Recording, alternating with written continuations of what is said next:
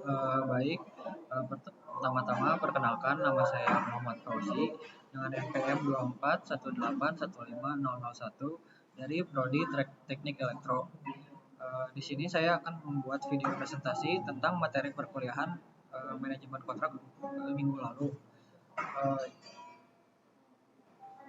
Yang pertama itu ada kontraktor. Tugasnya yaitu melaksanakan pekerjaan konstruksi sesuai kontrak, kemudian memastikan tenaga kerja dan peralatan sesuai dengan spesifikasi proyek. Juga bertanggung jawab atas kualitas hasil pekerjaan. Contohnya itu yaitu kontraktor membangun rumah sakit sesuai desain yang disetujui oleh pemilik proyek. Kemudian ada konsultan perencana dan pengawas, yaitu tugasnya merancang proyek konstruksi sesuai standar teknis dan keselamatan.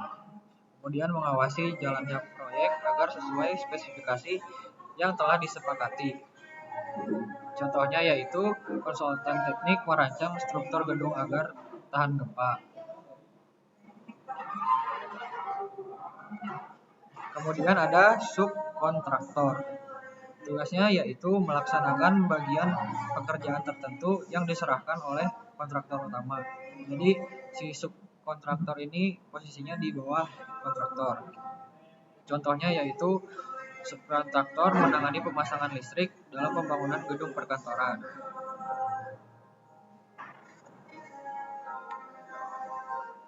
Kemudian ada materi pemerintah dan regulator, yaitu mengawasi kepatuhan terhadap regulasi hukum konstruksi, kemudian menerbitkan izin dan menyelidiki pelanggaran hukum dalam proyek.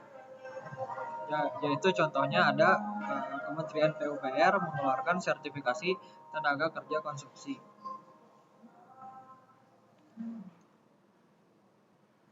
Kemudian ada jenis kontrak konstruksi di Indonesia. Kontrak konstruksi memiliki berbagai bentuk berdasarkan metode pembayaran dan pelaksanaan proyek.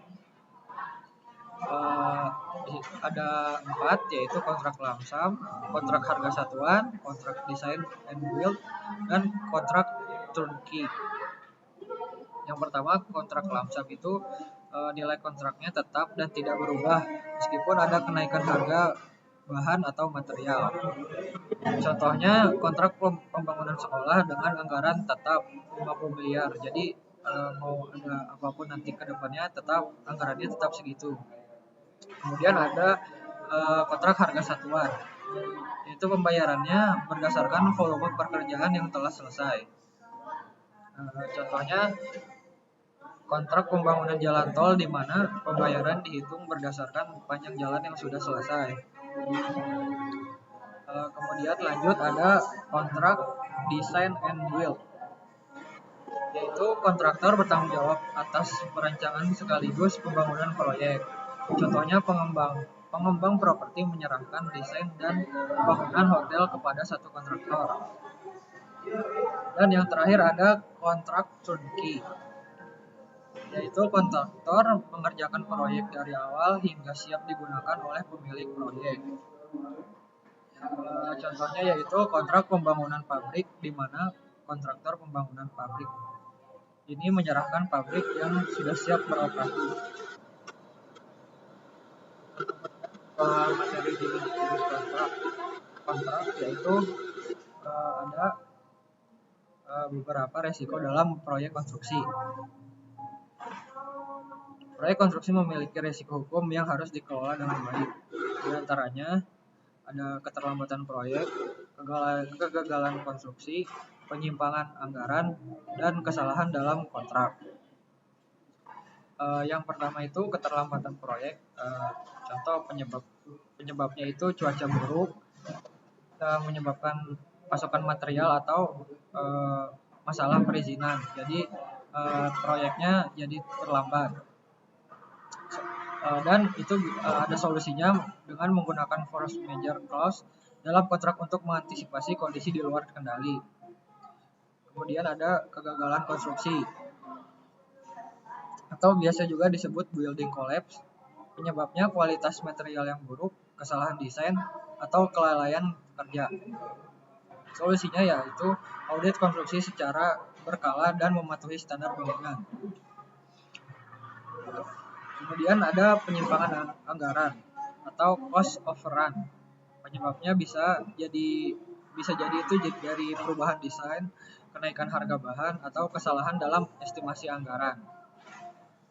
Solusinya yaitu menyediakan anggaran cadangan dan melakukan pengendalian biaya proyek.